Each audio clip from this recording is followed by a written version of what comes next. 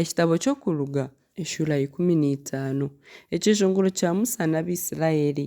Bwanyuma Musa n'Abisirayeli bayeshongorera Mukama ekishongoro eki nibagira bati, ninyeshongorera Mukama ahakuba asingwire n'ekitiinisa, embarasi n'ogitembera binagire omu nyanja. Mukama niwe maani gangye n'ekishongoro kyangye kandi ahindukire okujunwa kwangye. Ogu niwe Ruhanga wangye nimuhimbisa, Ruhanga wa tata nimuha ekitiinisa. Mukama n'emanzi omu rugamba, Mukama ndiizina rye. Ebigaari bya Faraho niherya binagire omu nyanja, abakuru b'engabo z'abatooriinwe barohamire omu nyanja erikutukura. Amaizi g'ahagati y'enyanja gabashwekire, bacengyerera okuzimu nk'ibaare. Mukama, omukono gwawe gwa buryo gwine ekitiinisa ahabw'obushoborozi bwagwo. Mukama, omukono gwawe gwa buryo gushenyagura abazigu. Omu bukuru bw'ekitiinisa kyawe otuura ahansi abiimuka kukurwanisa. Oyohereze ekiniga kyawe kibasiriiza nk'ebisinsi by'embuba. Omwisyo gw'amaani ogw'omu nyindo zawe gutuumire hamwe amaizi. Amaizi agaba nigagyenda gayetuma hamwe omu ntuumo, okuzimu omunda y'enyanja hakwata. Abazigu bagizire bati, katubakurate, tubakwate, tubagane eminyago, tubemarreho akaturi aha mutima. Nitwija kusyorayo za rurara ziitu, emikono yiitu ebashwekyereze. Wareeta omuyaga gwawe, enyanja yabashweka, barohama nka rusasi omu maizi mingi ag'amaani. Ai Mukama, omuri ba Ruhanga orikushushana niiwe nooha? Noohore nk'iiwe, iwe orikuhimbisibwa ahabw'okwera kwawe, okutiinwa ahabw'ekitiinisa n'eby'okutangaaza eby'okora. Ogoriire omukono gwawe ogwa buryo, ensi yabamera. Iwe ahabw'embabazi zawe oyebembiire abantu baawe aboocungwire. Wabebembera n'amaani gawe kubahisya omu mwanya gwawe ogurikwera. Amahanga gakihuriire gatetema, abatwire Filisitiya baagira obujune.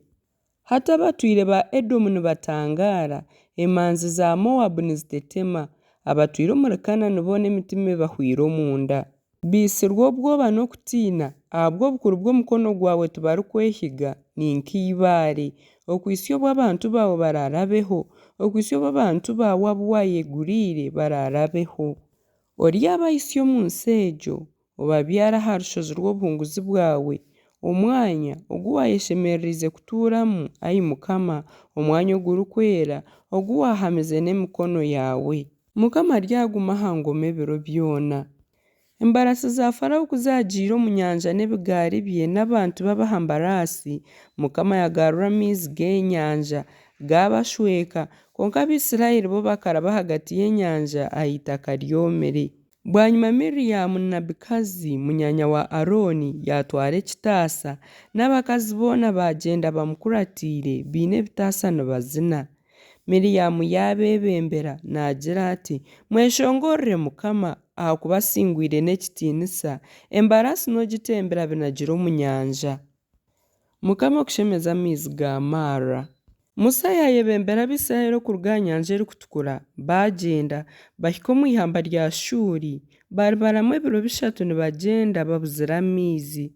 Kubahikire Mara, tibabaasa kunywa amaizi gaayo ahakuba gakaba nigasharira, nikyo hayetiirwe Mara. Abantu bayetombiitira Musa nibagira bati, tunywe ki? Musa yatakira Mukama, Mukama yamwereka ekiti, yakinaga omuri ago maizi, amaizi gaanura.